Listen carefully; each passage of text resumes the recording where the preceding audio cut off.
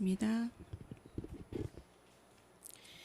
하나님 아버지 감사합니다.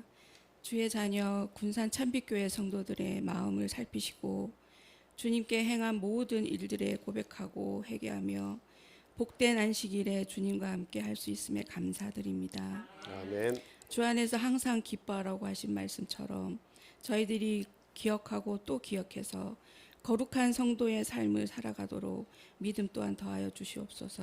아멘. 어린 자녀들과 연로하신 부모님들의 건강과 구도자들의 믿음 또한 지켜주시고 멀리 떠나 있는 가족들의 건강과 안전을 주님께서 지켜주시옵소서. 아멘. 또한 목사님과 장로님의 재능 기부와 헌신과 봉사를 통해 영혼 구원의 사명을 잘 감당케 하여 주시옵소서. 아멘. 저희들이 또한 성전 건축을 앞에 두고 있습니다. 성전 건축을 통해서 물질적인 축복과 형통한 삶으로 인도하는 축복의 통로가 될 수 있는 하나님의 계획하에 있는 저희들이 성전 건축이 될 수 있도록 또한 허락하여 주시옵소서. 아멘. 지금 현재에는 전쟁과 기근과 재해와 절망으로부터 믿는 자들의 삶을 지켜주시고 그들에게 주님의 복음으로 축복된 삶을 살 수 있도록 또한 기회 주시고 허락하여 주시옵소서. 아멘. 오늘도 주님의 말씀과 평안과 또한 저희들이 위로를 주심에 감사드리며 사랑이 풍성하신 우리 주 예수 그리스도 이름으로 기도드립니다. 아멘.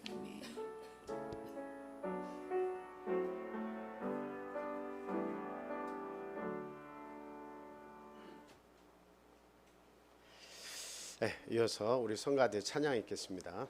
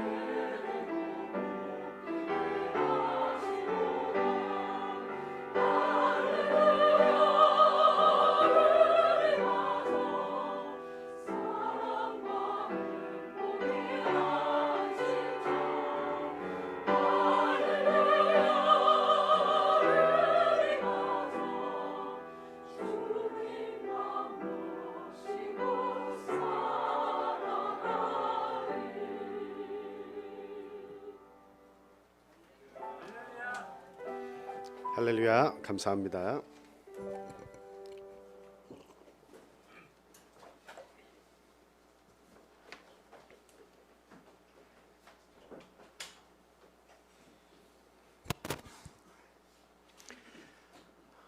예수 그리스도 이름으로 하나님 말씀 전하겠습니다. 먼저 본문의 말씀 찾아보겠습니다. 에베소서 4장 3절 말씀 읽고 넘어가서 13절 말씀 읽도록 하겠습니다. 자, 우리 같이 읽도록 하겠습니다. 자, 시작. 평안에 매는 줄로 성령이 하나 되게 하신 것을 힘써 지키라. 몸이 넘어가서 13절, 그냥 많은 내용이 있지만 13절 읽겠습니다. 자, 시작. 우리가 다 하나님의 아들들 믿는 것과 아는 일에 하나가 되어 온전한 사람을 이루어 그리스도의 장성한 분량이 충만한 데까지 이르리니. 아멘. 네. 성령의 하나 되게 하신 것을 힘써 지키라. 이 말씀 중심으로 저희들이 하나가 되기 위하여라는 제목을 세워서 같이 생각하고 은혜를 나누는 시간 갖도록 하겠습니다. 우리 성도님들 어떻게 추석 명절 잘 보내셨습니까? 그러니까 어머님, 아버님, 가족분들 다 평안하시죠? 정말 참 육신적으로도 우리가 가까운 사람이지만 앞으로 정말 우리의 가족이 참 예수님 안에서 구원 얻었으면 좋겠다 하는 이 믿음 가지시고 끝까지 포기하지 마시고 기도하시면서 이렇게 믿음을 이렇게 공유하실 수 있도록 힘써 주시길 바랍니다. 자, 오늘 제가 이 말씀을 이렇게 선택을 한 것은 우리 성도님들이 명절을 이렇게 반복적으로 맞이할 때마다 우리 가족은 하나인가, 그리고 또 명절이 아니라도 우리 교회는 하나인가, 외적으로 볼 때 한 가족의 모습은 갖추고 있지만 하나가 아닌 경우가 있고, 또 저희들이 군산 참빛교회라는 그런 이름 아에 모여서 공동체를 이루고 있지만 그 외적인 모습이 아니라 그 안에 들어와서 볼 때 정말 하나인가라고 하는 것을 아는 것은 대단히 중요합니다. 그래서 소속감을 가지고 또 거기에서의 가지고 있는 공통된 그 생각, 또 공통된 뜻, 이런 것들을 우리가 소유하고 있나라는 것을 꼭 생각을 해봐야 됩니다. 그래서 스스로 한번 물어보세요. 우리의 가족은 하나인가? 그리고 또 우리의 교회는 하나인가? 그리고 또 우리가 다니는 직장도 뭐 한번 생각을 해본다면 내가 다니는 직장에서 우리 구성원들은 하나인가? 하나의 공동체를 이루고 정말 그 공동체를 위해서 우리가 하나가 되어서 일하고 있는가? 아니면 각자의 생각과 각자의 뜻대로 움직이면서 겉은 하나지만 그러나 속은 다 분리되어 있는가 하는 것을 우리가 꼭 생각을 해봐야 됩니다. 그래서 저희들이 명절을 중심으로 해서 한번 진정한 가족을 우리가 회복해야 되겠다, 또 진정한 성도의 모습을 회복해야 되겠다 하는 그런 생각하에 오늘 말씀을 준비했습니다. 자, 우리가 이제 보통 물질계에서 하나라고 하는 것을 한번 생각해 보세요. 물질계에서의 하나는 어떻게 하면 하나가 되죠? 이렇게 보면 플라스틱으로 이렇게 하나의 모양을 가지고 있잖아요. 이렇게 뭔가가 하나가 되고, 이것도 화분이라고 하는 하나의 그 모양이 이렇게 이루어져 있는데, 이 화분을 보든 아니면 이 잎을 보든 아니면 이 종을 보든 무엇 하나 다 우리가 보는 물질계에서 하나라고 하는 것은 공통된 것이 하나 있어요. 뭐가 공통되죠? 성질이 같다는 것입니다. 성질이 같은 거예요. 이 쇠도 마찬가지고 무엇도 마찬가지고 물질계에서는 성질이 같아야 하나가 되는 거예요. 성질이 다른 것들이 섞여 있으면 어떨까요? 참 희한하게도 붙어 있기가 힘들어요. 그냥 순간적으로는 붙어 있게 만들었을지 모르지만 시간이 지나면 어떻습니까? 그것이 시간이 지나면 어떤 외부의 충격이라든가 어떤 온도가 급상승한다든가 급하강한다든가 했을 때 그런 외부로서의 특별한 상황에 그 모든 것들이 와해되고 다 분해되고 없어져 버릴 수 있다라고 하는 거죠. 그래서 물질계에서는 성질이 같아야 돼요. 그럼 우리가 사는 세상, 인간 세상에서는 우리가 하나다라고 하는 것은 어떻게 보면 하나다라고 이렇게 말을 할 수 있을까요? 인간이 사는 세상에서는 같은 생각, 같은 마음을 이렇게 가지게 되면, 같은 뜻하에 모이면 어때요? 하나다 이렇게 말을 할 수가 있습니다. 그래서 공통된 생각들을 가지고 모인 집단은 이 세상에 굉장히 많죠. 봉사단체도 많고 직장도 그렇고, 뭔가 같은 생각, 같은 마음을 가지고 그 모임을 가지면서 이윤을 창출하고 또는 좋은 일을 하면서 거기에 의의를 두고 그렇게 살아가는 그런 공동체들은 상당히 많습니다. 그렇다 한다면 우리가 이 믿음 생활하는 이 교회에서 하나가 된다고 하는 것은 무엇을 이야기하는가라고 하는 말씀입니다. 무엇이 하나가 돼야 진짜 하나일까요? 그것은 같은 마음, 또 같은 생각, 같은 뜻, 거기서 하나 더 나가야 돼요. 그건 뭐예요? 같은 진리와 같은 믿음을 가져야 됩니다. 같은 진리와 같은 믿음을 가져야 돼요. 그러니까 이 믿음에 동의를 해야, 이 진리에 동의를 해야 어때요? 거기에 대한 믿음으로 나아가서 성숙할 수가 있어요. 성장을 할 수가 있어요. 근데 이 진리에 동의하지 않고 이 모임에 지속적으로 있다고 하는 것은, 그것은 시간 낭비다 이겁니다. 너무나 많은 시간 낭비요, 물질 낭비요, 자원 낭비입니다. 그래서 우리가 이제는 우리가 많은 시간을 보냈지만 이제는 정확히 알고 예수 그리스도의 이 정확한 진리 안에 들어와서 이 진리에 동의하고, 그리고 이제는 성장을 해야 될 때다라고 하는 말씀이죠. 이게 숫자가 중요한 게 아니에요. 1차적으로는 숫자가 중요한 게 아닙니다. 나중에 가서야 그 숫자도 중요한 몫을 하겠지만, 정말 우리 소수의 인원이 모였다 할지라도 그 인원이 내가 알고 있는 지식, 그리고 내가 깨달아가고 있는 이 지식, 이게 진리의 말씀에 부합한가라는 것에 대한 명확한 이해가 있어야 된다라고 하는 말씀이에요. 그래서 그 공통의 이 성도님들이 이 지식을 가지고 그것을 동의하고 또 그 말씀을 바른 진리로 믿기로 결단을 하면, 그 다음에는 우리가 성장을 하면서 숫자도 중요하게 되고, 또 우리 가운데서의 어떤 그 교회 부흥을 위해서 힘쓰는 많은 일들이 나타나게 될 겁니다. 그래서 1차적으로는 어때요? 이 신앙 안에서는 같은 진리와 같은 믿음을 우리가 굳게 가지고 신앙생활을 해야겠다라고 하는 겁니다. 그러면 이제 그 안에서 우리가 하는 말들은 같은 말들을 하게 될 것이다, 이렇게 생각을 합니다. 그래서 우리 예수님께서 모두가 다 태어난 곳이 다 다르죠.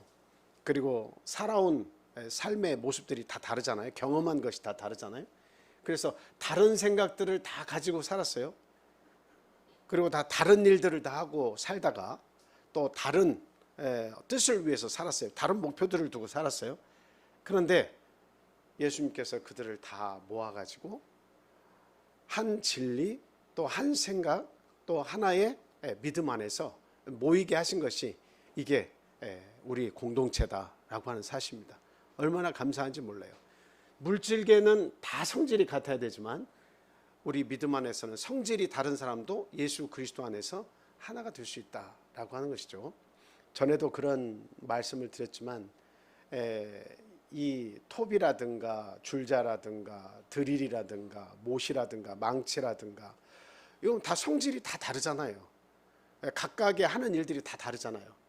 그런데 목수가 와서 그것을 연장을 다 챙겨가지고 훌륭한 집을 짓는다라고 하는 그런 말씀입니다. 성질이 다르지만 그 모든 것이 하나의 뜻 안에서, 하나의 주체 안에서 그것이 모여서 각각의 성질과 각각의 경험과 각각의 능력이 다 다르지만 그 목수의 손에 붙잡힌 순간 어때요? 하나의 목표를 위해서 일제히 다 협력하게 될 때 그게 하나의 공동체가 된다라고 하는 겁니다. 우리도 마찬가지예요. 우리가 살아온 모든 배경과 경험은 다 다를 수가 있지만 예수 그리스도의 진리에 붙잡힌 바 돼서 그 속에 다 들어와 있을 때는 이제는 우리가 그리스도 안에서 하나가 되는 겁니다. 나의 능력도 하나님을 위해서 사용이 되고 나의 시간과 노력과 재물과 나의 모든 헌신이 하나님을 위해서 사용이 될 때 그것은 진짜 외적으로 보일 때의 하나가 아니라 진짜 내부적으로도 하나가 될 수 있다라고 하는 겁니다. 그래서 우리는 우리의 공통의 관심사가 무엇이냐라고 하는 것을 교회에서 찾을 수 있어야 돼요. 나의 관심사 이것을 생각하고 교회에서 나의 관심사를 찾으려고 하면 안 됩니다. 나의 관심사는 자꾸 세상에 나가 있고 다른 무엇인가에 빼앗기고 있는데 그래가지고는 하나가 될 수 없어요. 진정한 하나는 교회의 관심사가 무엇이냐라고 하는 것을 알아야 돼요. 교회의 관심사는 괜하게 만들어지는 게 아니에요. 하나님의 관심사가 교회의 관심사가 돼야 됩니다. 그래서 우리의 관심사는 영혼 구원이고 성도의 교제입니다. 뭐 여러 개 말할 필요도 없어요.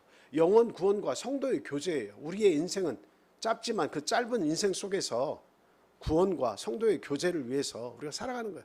더 크게 말하면 영혼 구원 하나 외에는 없습니다. 그래서 공통의 관심사가 거기에 쏠려 있느냐 이걸 항상 생각해야 돼요.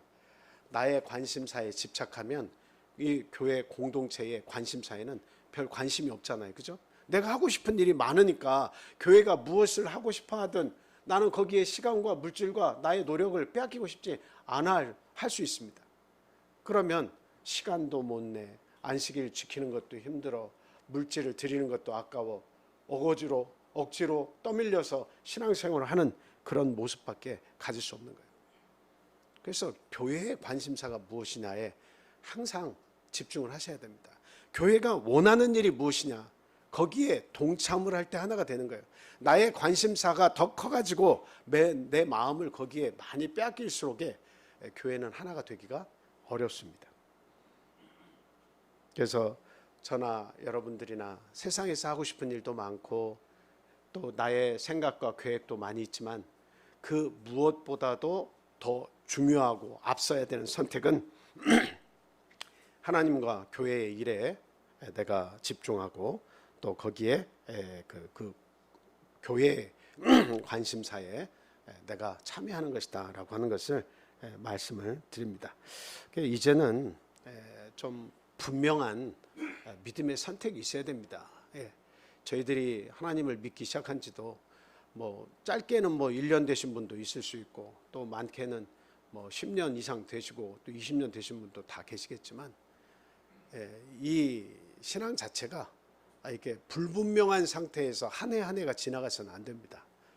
이제는 내가 믿는 것에 대한 정확한 확신이 있어야 되겠고 그 구원의 도리에 대한 이제 믿음이 어느 정도 자라나서 딱딱한 것도 먹을 수 있는 그 위치에 우리가 자라나야 되는데 그냥 매일과 같이 그냥 넘어질까 두려워서 어떡할까 하는 그런 위태로운 자리에 있어서 아주 부드러운 음식, 우유만 먹고 어린아이처럼 성장하지 않는 그런 모습으로 우리가 살아서는 안 되겠다라고 하는 겁니다. 그래서 좀 더 성숙한 신앙인이 되기 위해서 교회의 부름, 예수 그리스도의 부름 거기에 합당한 믿음까지 갖춘 저와 여러분들이 되시기를 바랍니다. 야고보서 4장 14절 말씀 한번 읽겠습니다. 야고보서 4장 14절 말씀. 자, 시작. 내일 일을 너희가 알지 못하는도다. 너희 생명이 무엇이냐? 너희는 잠깐 보이다가 없어지는 안개니라. 야고보가 말하기를 우리 인생이라고 하는 것은 우리의 생명은 잠깐 있다가 사라지는 안개와 같다라고 얘기했는데 동의하지 않는 사람은 아무도 없을 거예요. 저희들이 여름에 하루살이들을 보면 그 하루가 우리가 볼 때는 하나님께서 우리의 인생을 뭐 강건하면 80 또 더 강건하면 90, 100도 살게끔 하나님께서 해주셨기 때문에 우리의 인생은 참 길구나. 거기에 비해서 하루를 사는 하루살이는 너무 짧아. 이렇게 생각할 수 있지만 그러나 하루살이는 태어나면서 알로 태어나서 부화하고 그리고 하루의 모든 삶을 자기의 일생이라고 생각하고 얼마나 분주하게 살아가겠습니까? 근데 우리가 볼 때는 어때요? 그 눈 하나 깜짝하면 하루 지나가잖아. 아무것도 아니야. 이렇게 말하면서 하나님께서 우리 인생을 보시면서 너희 인생은 아무것도 아니야. 벌레가 하루를 사는 것처럼 너희의 인생도 하루와 같아.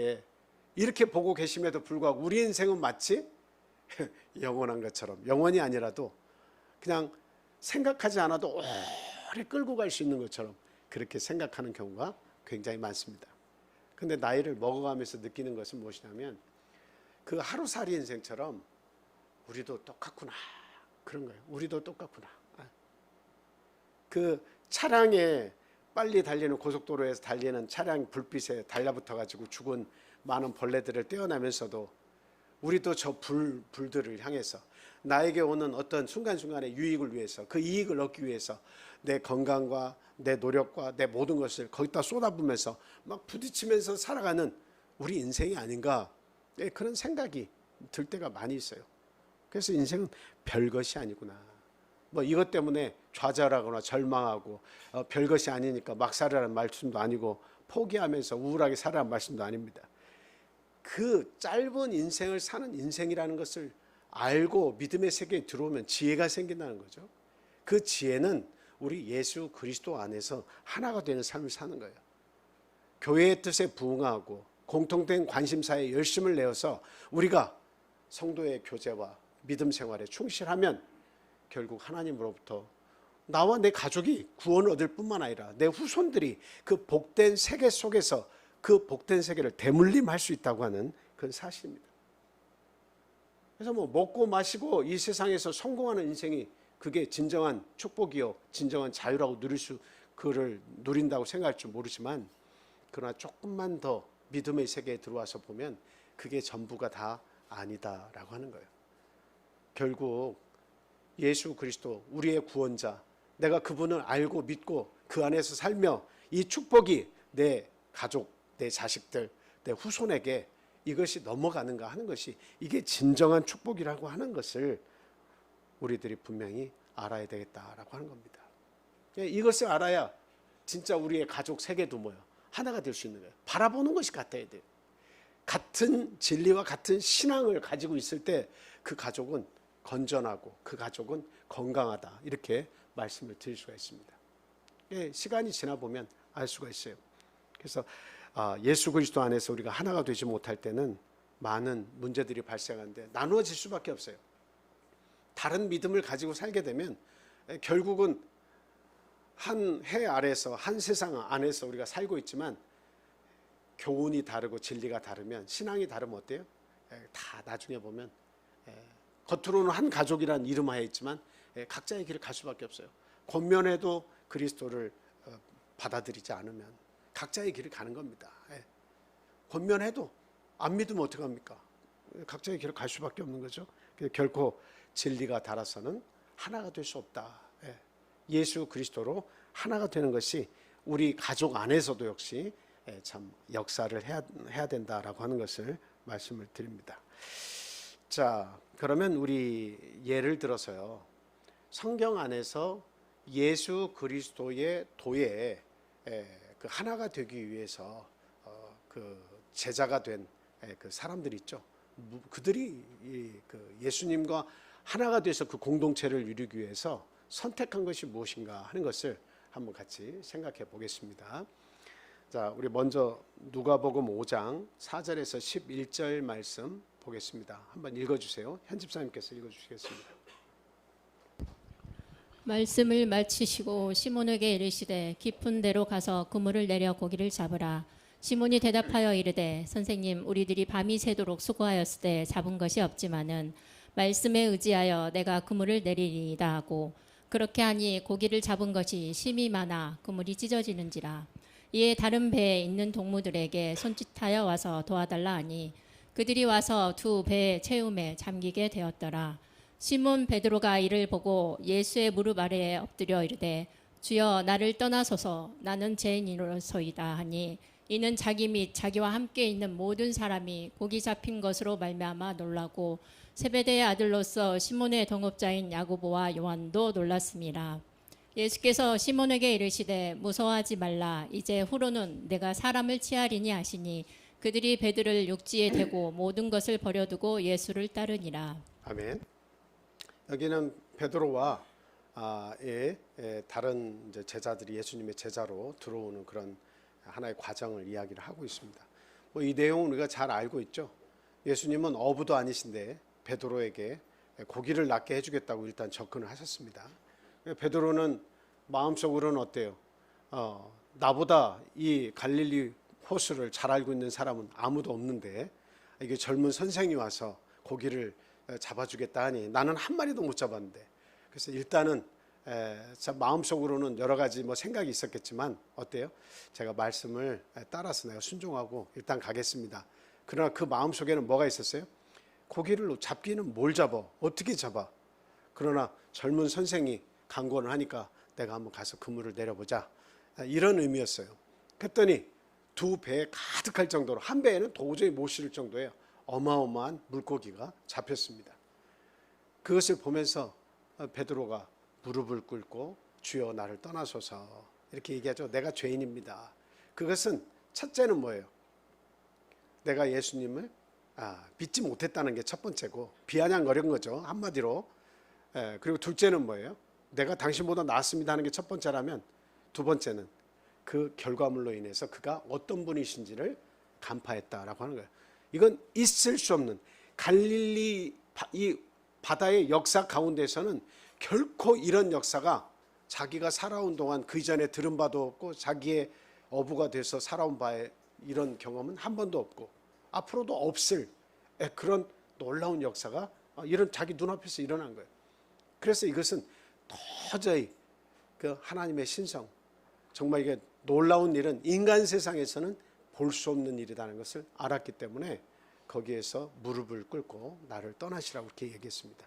그래서 예수님께서 말씀하시죠. 이제부터는 사람을 낚는 어부가 되게 하겠다 이렇게 말씀하셨을 때에 모든 것을 다 내버려 두고 주님을 쫓았다.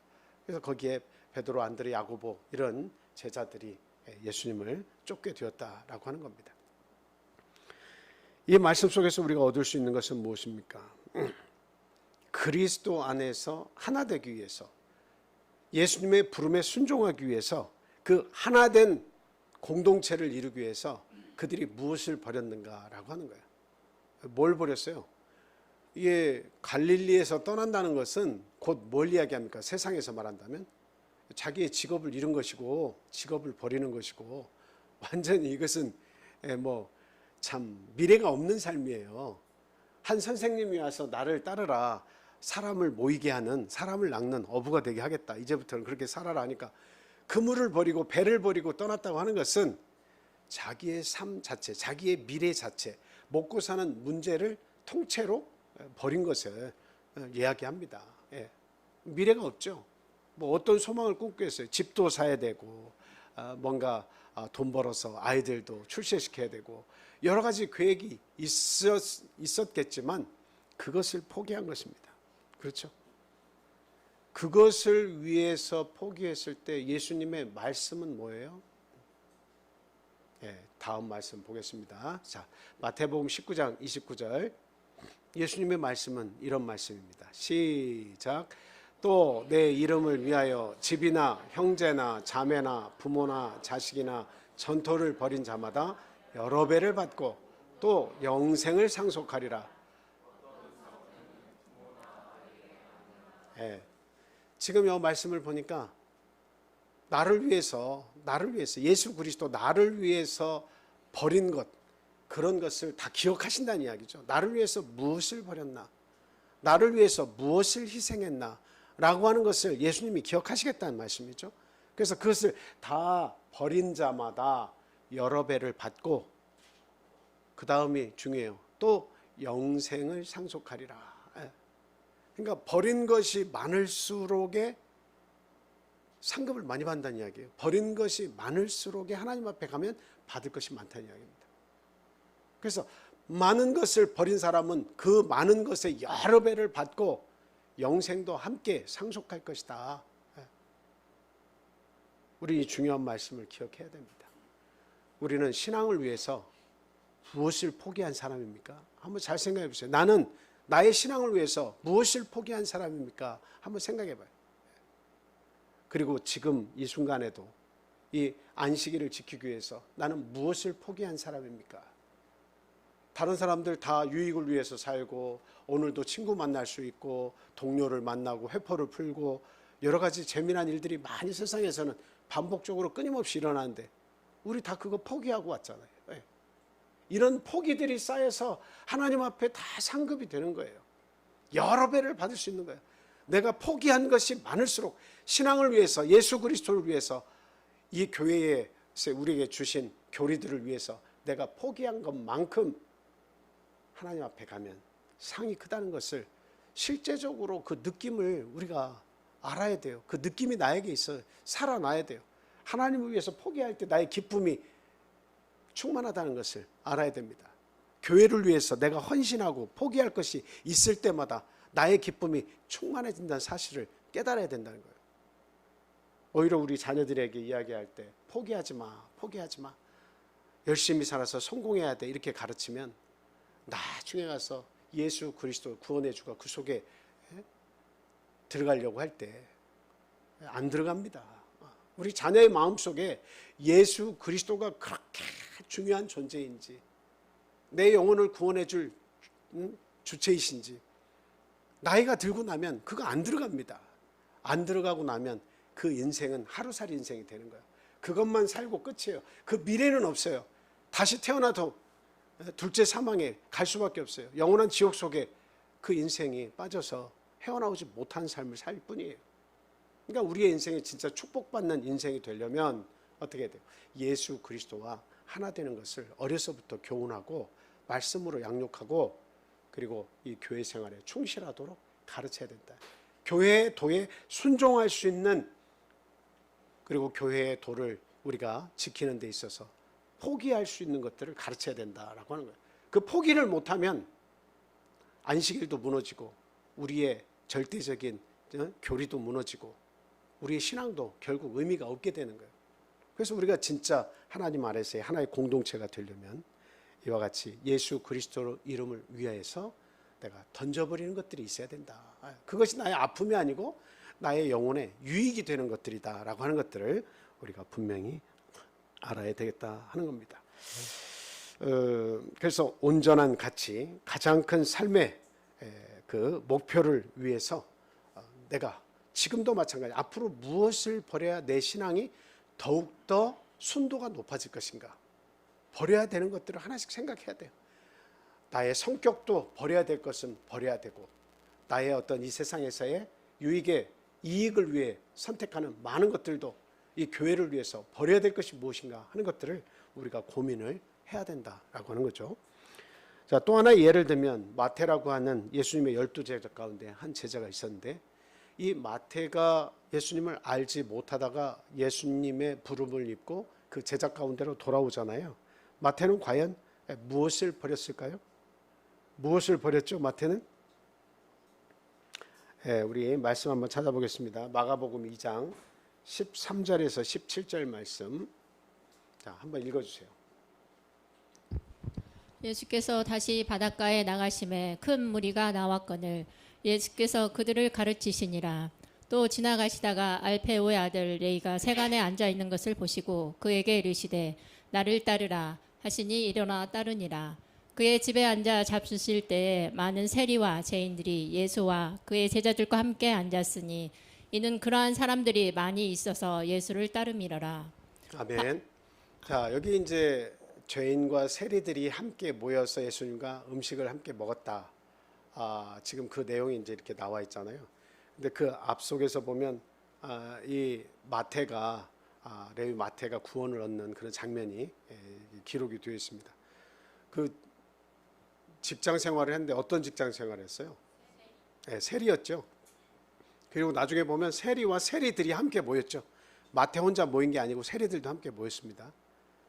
근데 예수 그리스도의 도를 듣고 세리가 제자가 됐어요. 그러면 그 당시에 세리는 어땠느냐? 세리는 하는 일이 뭐예요? 돈을 걷는 일이죠. 돈을 걷는 일은 사실은 다 아시겠지만 그때 당시 지배자는 로마고 피지배자인 그 이스라엘 나라에서는 그 돈을 모아서 세금을 로마에게 주는 그런 역할을 감당하는 거예요. 근데 그 일을 하면서 이 세리들은 자기의 몫을 챙겼습니다. 물론 세를 내면서 일부 자기가 어떤 월급처럼 받은 것도 있지만 그것 이상으로 착복을 해가지고 불을 거머쥐는 그런 사람들이 이 세리예요. 그래서 이스라엘 사람들로부터 지탄을 받는 대상이었죠. 매국노라고. 결국 우리의 혈세를 뽑아가지고 자기 배불리고 로마에다가 갖다 주는 매국노다 이거예요. 근데 그런 세리는 예수님의 이 그 말씀에 감동이 되어서 항상 어때요? 마음이 가난했어요. 뭐 정말 그도 다른 세리들처럼 착복을 했는지 안 했는지는 잘 모르겠습니다만, 그러나 그는 항상 마음이 가난해서 정말 뭔가 이 민족의 참 이런 고통 속에서 내가 이 일을 하는 것에 관해서도 성경은 말하고 있지 않지만 어때요? 예수 그리스도의 한 말씀에 그게 감동이 돼서 따라간 것을 볼 때에 참 마음속에 여러 가지 짐을 짊어지고 산 사람이었다. 삶의 애환이 깊은 사람이다. 뭔가 내가 이 일을 하는 것에 대한 온전한 만족보다는 정말 내가 이 일을 할 수밖에 없다는 그 일과 더불어서 내 영혼에 참된 만족을 찾지 못하는 정말 목마름이 있는 사람이었다라고 하는 것을 우리가 짐작을 할 수가 있어요.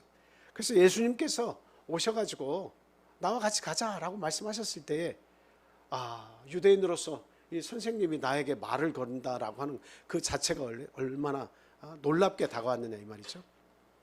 이게 그 신성에 접촉이 되는 거예요. 예수님의 그 한 말씀이 다른 유대인들과 하는 말씀이 다른 거예요. 신성이 그 속에 있다는 것이 이렇게 와서 자기를 탁 터치를 하니까 내가 이거 세간일 하는 거 그만둬야 되겠다 하는 결정이 딱 생긴 거죠. 우리가 신앙생활을 할 때에 가장 그 하나님과 인간 사이에서의 가장 큰 장벽이 뭐냐 이렇게 묻는다면 여러분 뭐라고 대답하시겠어요? 가장 큰 장벽이 뭐예요? 하나님과 우리 인간 사이에 신앙생활 할 때 가장 큰 장벽이 있으면 어떤 장벽이었어요? 언어의 장벽이에요? 하나님은 다 알아들으십니다. 뭐의 장벽이에요? 뭐가 가장 많이 가로막을 것 같아요? 재물이에요, 재물. 재물을 포기하면서, 재물을 버리면서 예수 그리스도를 선택한다는 것은 이것은 놀라운 일입니다. 네. 여러분 마태복음 19장에서 찾지 않겠습니다만 부자 청년 이야기 잘 아시죠? 부자 청년이 믿음이 좋아서 예수님도 참 그를 사랑하셨어요. 그래서 내가 영생을 얻기 위해서 어떻게 하면 됩니까? 찾아온 것 자체가 일반적인 히브리인들과는 좀 달랐어요. 그러니까 히브리인들보다 좋은 믿음을 가지고 왔기 때문에 한 단계 더 위의 것을 본 거예요. 일반 히브리인들은 항상 무엇을 먹을까 무엇을 마실까 염려하면서 예수님을 쫓아다니면서 예수님이 만들어주시는 그 물고기와 음식들을 준비해 주신 걸 먹으면서 따라다녔어요. 저들이 나를 따라온 이유가 뭔지 아냐? 예수님은 단도직입적으로 먹고 마시는 것 때문에 따라온다고 말씀하셨어요. 그런데 좀 더 깊은 이해를 가지고 예수님의 도를 따르려고 했던 이 부자 청년은 영생을 얻기를 사모했어요. 예수님이 영생에 관해서 가르치니까 그 영생에 꽂힌 거예요. 그러니까 믿음이 없는 사람이 아닙니다. 그래서 말씀을 먼저 지켜라. 하나님의 말씀을 지켜라. 근데 하나님의 계명은 제가 어릴 때부터 교육을 잘 받아서 잘 지켰습니다. 이렇게 얘기하는 거예요. 그랬더니 네 믿음이 그 정도라면 하나의 더 높은 숙제를 주시죠. 뭐예요? 가서 너의 가진 모든 재물을 다 팔아서 가난한 자들에게 주고 너는 나를 쫓으라. 그러면 하늘에서 보화가 내게 있을 것이다. 이렇게 얘기한 거예요. 하늘의 보화는 영생이, 네가 원하는 영생은 거기 있다. 넌 무엇을 포기할 수 있느냐라고 이야기한 거예요. 하늘에 영생이 있는데 그 보화가 있는데 너는 무엇을 포기할 수 있느냐 이렇게 물은 거예요. 그러니까 부자 청년은 한마디로 포기할 수가 없어서 근심하면서 돌아갔습니다. 영생은 있지만 예수님의 말씀에 권위는 있지만 그러나 내 삶을 돌이켜봤을 때 현실적으로 내 모든 것을 팔아서 가난한 자를 주고 이 말씀에 순종한다는 것은 불가능하다 이렇게 생각을 한 거죠. 포기할 수 없었던 거예요. 그러면 이 청년이 포기 못한 것은 재산입니까? 결국 이 재물이죠. 재물, 재산. 이거 포기를 못함으로 해서 뭘 얻지 못한 거예요? 영생을 포기한 거예요. 영생을 포기한 거예요. 그러니까 우리가 지금 이렇게 살아갈 때는 그 재물을 포기할 이유가 잘 없습니다. 내가 신앙을 위해서 내 재물을 어디까지 포기해야 돼? 이런 생각이 많이 들어요. 1차적으로는 먹고 살아야 되니까. 그래서 사람에게는 다 한계라는 것이 있어요. 내가 얼마까지 포기를 할 수 있나? 이 재물에 대해서. 그 성전 건축이 오지만 이 성전 건축이라는 것이 오면서 내가 이 재물을 어떻게 얼마만큼 포기할 수 있을 것인가? 하나님 앞에 감사함으로 내가 재물을 얼마나 드릴 수 있을 것인가? 이것을 생각하면서 기도를 해야 됩니다. 그것을 강력하게 교회에서 해라 요구하는 것이 아니라 이것은 어디까지나 하나님께 바치기 전에도 내 것이고 내가 얼마든지 내 마음대로 결정을 할 수 있어요. 요만큼 결정할 수도 있고 이만큼 결정할 수도 있고 이만큼 결정할 수도 있는 거예요. 이거 내 것이기 때문에 지금 물론 전체적으로 하나님이 주신 것이지만 그러나 나에게 이 소유권이라는 것이 지금 어떤 결정할 수 있는 권한이 있을 때는 내가 이만큼 얼마든지 내가 결정할 수 있는 거예요. 믿음 만큼 드리면 되는 거예요. 내 믿음이 허락하는 범위 안에서 드리면 되는 거예요. 하나님께서 이 부자 청년처럼 그렇게 네 재산을 다 팔아서 다 주고 가난한 자 주고 나를 쫓으라 그럼 보화가 있으리라 하늘에서. 그거는 그 부자 청년의 믿음을 보고 그걸 요구하신 거예요. 그 믿음이 영생을 얻기 위해서 막 충만해 가지고 온 거예요. 그러니까 이것도 할 수 있느냐고 물으신 거예요. 우리들에게 물으실 때 오늘날 물으실 때 우리의 믿음만큼 물으시는 겁니다. 걱정 안 하실 때요. 우리의 믿음만큼 내 믿음이 성숙하면 성숙한 만큼도 드릴 수 있는 것이고 성숙하지 못하면 뭐 아직까지는 하나님 좀 기다리십시오 하실 수도 있는 겁니다. 그래서 마태는 인간과 하나님 사이에서의 가장 큰 장벽인 이 재물을 포기했다라고 하는 거예요. 그리고 예수님의 따뜻한 말씀과 위로의 말씀을 쫓아서 그 도를 쫓는 제자가 되었다라고 하는 거죠. 성경 말씀에 보면 많은 말씀이 있어요. 재물을 사랑하지 마라. 재물에는 날개가 달려서 의인으로 불의한 사람에게 있는 재물은 의인에게로 또 그 재물이 날아가기도 한다. 뭐 이런 말씀도 있고 두 주인을 섬길 수 없다. 재물과 하나님을 겸해서 섬길 수 없다. 이런 말씀도 있습니다. 부자와 나사로 이야기도 나오죠.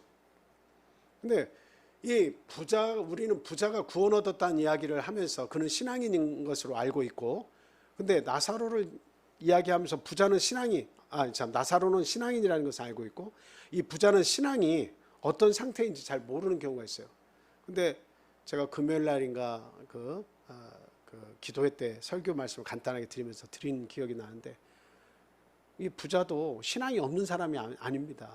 아브라함에게 아버지여 얘기하는 걸로 봐서는 같은 그 유대인으로서 신앙을 가진 사람이에요. 그런데 정확하게 그리스도의 도를 알지 못해서 하나가 되지 못한 거예요. 결국 하나가 되지 못한 사람입니다. 근데 왜 부자와 이 나사로가 하나가 되지 못했습니까? 하나의 공동체 안에 머물지 못한 거예요. 굳이 이야기한다면 이 거지 나사로는 버릴 것이 없었어요. 버릴 것이 없었어요. 하나님이 주시지 않아서 그는 거지로서 산 거예요. 버릴 것이 없는 사람이에요. 그러나 버린 것이 뭐 우리가 굳이 뭘 버렸냐라고 한다면 뭘 버렸겠습니까?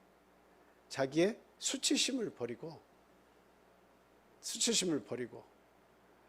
그리고 예수님을 선택했다는 거죠. 그 자존심 버리지 않으면 가난한 거지도 자존심 버리지 않으면 하나님 믿을 수 없어요. 지금 서울역이나 어디 가보면 대합실이든 어디든 노숙자들이 많죠. 어렵게 사시는 분들도 많고 그런 분들에게 예수 그리스도를 전한다고 해서 이렇게 가난하다고 해서 쉽게 그걸 믿을 것 같아요. 뭘 해준다고 해서 그렇지 않아요. 나의 이 자유를 빼앗는 자에게 그들 나름대로의 자유가 있는데 그 자유를 침해한다고 생각하는 거예요. 자존심도 버려야지. 자기의 수치심도 버려야지. 내가 누리는 이 자유도 시간이 되면 점심때 되면 쉼터에서 밥을 주는데 그것도 먹고 나는 이렇게 사는 것이 행복해. 아무런 짐도 안 지고 아무런 책임과 의무도 없이 이렇게 편안하게 사는 것을 왜 나에게 예수 믿어서 나의 삶을 고달프게 해? 이렇게 생각한단 말이죠. 버려야 되는 게 분명히 있어요. 거지 나사로는 그러한 것을 버려두고 예수님의 도를 선택한 사람이에요. 그러나 이 부자는 자기가 가진 기득권, 자기가 가진 재물, 이것을 버려서 하나가 되기를 허락하지 않은 인물이었다라고 하는 것을 우리가 알 수 있습니다. 오늘 밤 우리의 생명을 취한다 하면 재물은 거기까지예요. 재물은 거기까지예요. 내가 수많은 금액을 모아두었던, 어디에 땅을 쟁여두었던, 오늘 밤 우리의 생명을 취하시기로 하나님이 마음을 먹으시면 재물은 거기까지예요. 나와 이별입니다. 그래서 오죽하면 쓴 것만 내 돈이다라고 하는 말이 있겠습니까? 사용한 것만 내 것이에요. 그래서 우리는 지혜로워야 되겠다라고 하는 거예요. 예수님의 이 공동체에 들어와서 하나님의 뜻을 따라서 살기 위해서는 우리가 무엇을 버릴 수 있을까라고 하는 것을 항상 생각하면서 살아야 됩니다. 지혜롭게 우리의 미래를 준비하는 것도 중요하지만 하나님을 위해서 어떻게 내 재물과 시간과 노력을 사용할 수 있을지에 관해서도 신중하게 생각하며 살아가는 저와 여러분이 되셔야겠습니다. 마지막 한 번에 더 말씀을 드릴게요. 성경에 보면 예수님의 그 제자들 가운데 시몬의, 열심당 시몬의 이야기가 나옵니다. 예수님의 제자가 되기 위해서 이 사람은 자기의 사상을 버린 사람이에요. 여러분, 열심당이라고 하는 것은 무엇이냐면, 열심당은 뭐예요?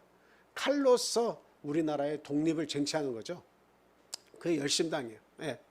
아주 민족주의자, 유대의 한 종파인데요. 극단주의적인 민족주의자, 이렇게 표현하면 맞겠습니다. 그래서 이스라엘의 독립투쟁을 하는 사람들이 하나의 당을 형성해 가지고 독립을 위해서 싸우는 그런 사람들이죠. 게릴라전도 펼치고 막 순간순간 그 폭도들처럼 일어나서 로마인들에게 고통을 주고 독립을 쟁취하려고 힘을 쓰는 그런 사람들입니다. 근데 이 열심당 시몬이 예수님의 제자가 되었어요. 이게 보면 그냥 쉽게 들어온 것 같은데, 사실은 자기의 그 사상을 버린다는 것은 이게 굉장히 어려운 거거든요. 자기의 고집, 자기의 경험, 자기의 계획, 자기의 생각을 버려야만 이게 참 예수님께 들어올 수 있는 거예요. 근데 이 엄연한 현실은 뭐예요? 우리의 이 이스라엘 민족이 로마로부터 해방되고 독립해야 된다는 것은 엄연한 현실 아닙니까? 그것을 원하는 것은, 이거는 잘못도 아니고 죄도 아니고, 오히려 이것을 이 생각에 이게 공유하지 않으면 오히려 매국노가 되는 거 아니겠어요? 오히려. 근데 그 정도로 소수지만 대부분의 다수의 마음들을 읽어서 나라의 독립을 위해서 힘을 쓰는 열심당 이 시몬의 생각은 누구로부터도 지탄받을 수 있는 그런 내용이 아닙니다. 그냥 암암리에 모든 히브리 민족이 잘하고 있구나, 우리를 위해서 대신 싸워주고 있구나, 열심히 해줘, 이렇게 알게 모르게 지원하는 그런 마음들이 생기는 집단이에요. 네. 물론 그게 좀 과격해서 어떤 문제가 될 수 있을지는 모르지만, 그러나 예수 그리스도를 만나고 나서 그는 칼을 버렸어요. 세상에서 버리기 힘든 게 재물이지만 재물보다도 더 하나 버리기 어려운 게 뭐예요? 이게 바로 사상입니다. 자기의 생각, 자기의 관념, 인생관, 내가 지금까지 살아온 경험에 의해서 굳어진 이 사고, 이거를 버린다는 것은 이건 보통 어려운 일이 아니에요. 그런데 그것을 버렸어요. 그 예수님은 절대적으로 어디에 가서 으쌰 하는 분이 아닙니다. 같은 유대인으로 계셨지만 으쌰 하지 않으셨어요. 왜? 세상에서의 그렇게 다투고 종속이냐 피종속이냐, 지배하냐 지배받느냐, 이런 것에 예수님은 자유로웠어요. 그러나 그런 자유로움 속에서 예수님의 마음은 뭐냐, 내 나라를 나는 속히 전파해야겠다. 예수님의 생각은 그거예요. 어떤 나라의 형태가 이루어지든 간에, 누가 어느 나라를 잡아먹고 그 속에서 고통스러운 삶을 사느냐 마느냐, 이런 것들이 물론 있지만, 그러나 예수님의 생각은 뭐예요? 내 나라를 어떻게 전파할 것이냐, 세상에서도 나라를 집어먹는다는 것 자체가 내 나라를 어떻게 크게 할까 이거 아니겠습니까? 그래서 예수님도 당신의 나라를 어떻게 확장시킬 것인가에 관해서는 아주 집요하게 생각을 하신 분이시지 세상의 나라의 관념 속에서 이 나라 저 나라에 관심이 없으신 분이에요. 만약에 예수님이 그런 관심이 있으셨다면 어때요? 총봉기를 해야죠. 제자들을 통해서 민중들을 3천 5천 모였을 때 이제는 우리가 힘이 됐다라고 우리도 한번 같이 싸워보자 해야 될 거예요. 예수님은 한 번도 그렇게 하지 않았어요. 그냥 조용하게 인도의 간디처럼 비폭력주의 그리고 끊임없이 어때요? 당신의 나라를 넓혀가신 그러한 인물이었다라고 하는 것을 우리가 생각을 해봐야 됩니다. 결국 하나님의 나라가 성공하고 있지 않아요? 지금 하나님의 말씀이 안 들어간 종족과 족속이 어디 있습니까? 대부분 다 하나님의 말씀이 들어가서 그 예수 그리스도 이름 앞에 무릎을 꿇고 있지 않습니까? 예수님이 하신 싸움이 헛되지 않았다는 것을 우리가 알 수 있어요.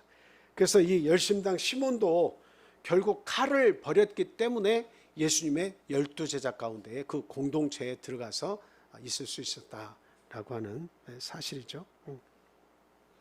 결국 하나님의 신성에 이렇게 탁 접촉이 되면 일어나는 현상들이에요.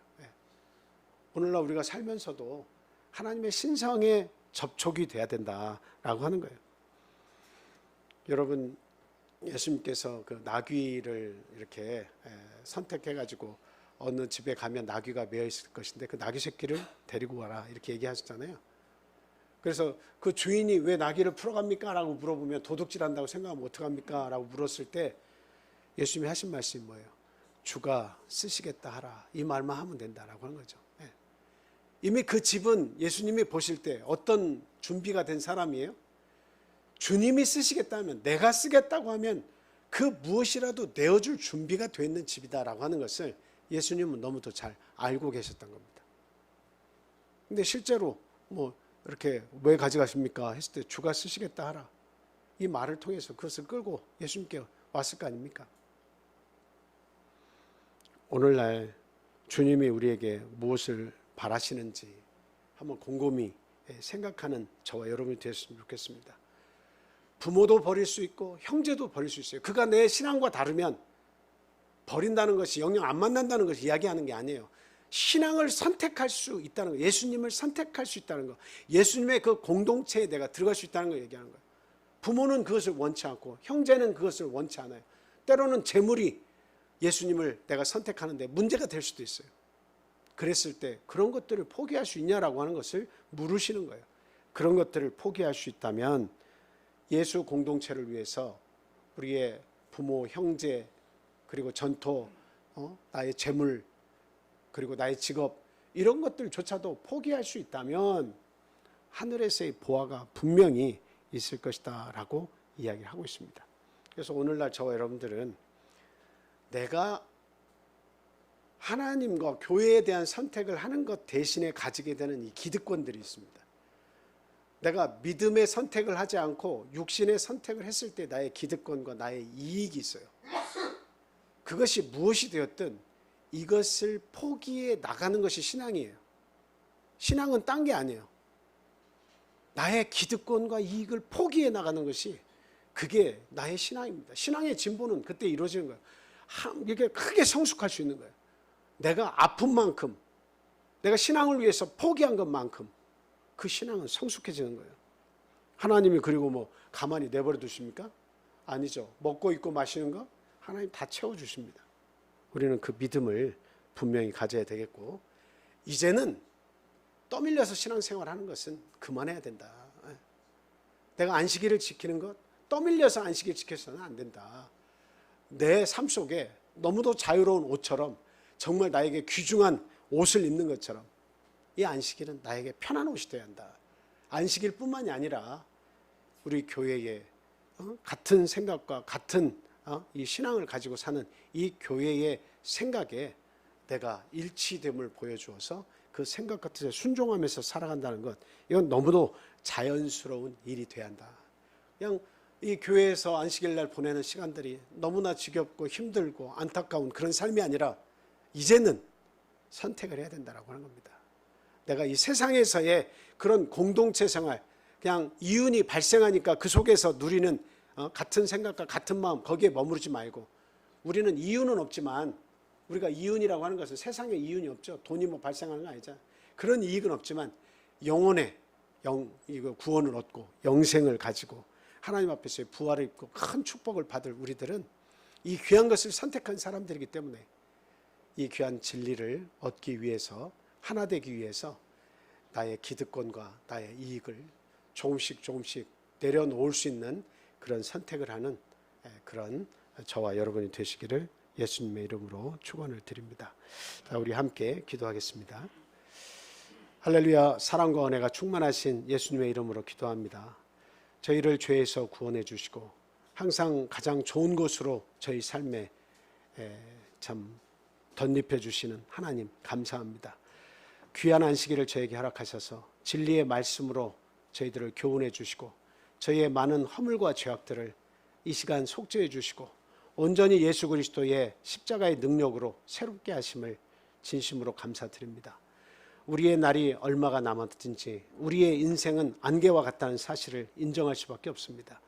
이 짧은 인생을 사는 동안 하나님 아버지 진리를 깨닫게 하셔서 온전히 그 진리 가운데 머물게 해주시고 그 진리에 순종하는 저희의 삶이 되도록 믿음 더해 주시기를 간절히 소망합니다. 하나님을 알지 못하는 자들에게 하나님을 알 수 있는 지혜와 믿음을 허락해 주시고 우리의 사랑하는 가족들과 이웃에게 우리가 받는 이 동일한 은혜가 그들에게 전파되기를 또한 소원하오니 우리의 기도 또한 들어 주시옵소서. 건강을 위해서 기도하는 우리의 성도들 한 사람 한 사람 하나님 그 건강을 지켜주시고 하나님이 주신 건강을 통해서 그 아름다운 생명을 통해서 하나님께 헌신한 자들이 되게 주님 도와주시옵소서. 이 세상이 아무리 바쁘고 많은 해야 할 일들이 많다 할지라도 하나님 포기할 것은 포기하게 하여 주옵소서. 이윤을 포기해서라도 하나님을 제대로 알고 제대로 믿는 성숙한 신앙인이 될 수 있도록 하나님 복된 삶을 허락해 주시기를 간절히 소망합니다. 이 자리에 함께 하지 못한 우리 사랑하는 성도들, 가족들, 또 믿음은 다르지만 우리가 사랑하는 가족들, 또 구도자들 하나님 어디 있든지 동일한 은혜로 그들과 함께 해주셔서 그 영혼이 하나님을 사모하는 마음을 가질 수 있도록 주님 도와주시옵고, 그리고 자격증을 위해서 공부하는 우리 수험생들, 그리고 고3 수험생, 그리고 연약한 우리 어린아이들 둔 가정들 하나님께서 그들과 함께 하심을 통해서 강건한 믿음과 강건한 육체의 삶을 또한 허락해 주셔서 하나님의 영광이 될 수 있게 주님 도와주시기를 간절히 소망합니다. 우리 참빛교회를 통해서 영혼권의 사명이 참 하나님의 뜻 안에서 이루어질 수 있도록 주님께서 큰 능력 부어주시기를 간절히 소망하고, 이 추석 명절을 통해서 아직까지 돌아오지 못한 가정들 오고 가는 그 발걸음 하나님께서 건강을 지켜주시고 축복된 삶으로 항상 함께해 주시기를 간절히 원합니다. 예수 그리스도 이름으로 감사하며 기도합니다. 할렐루야. 아멘.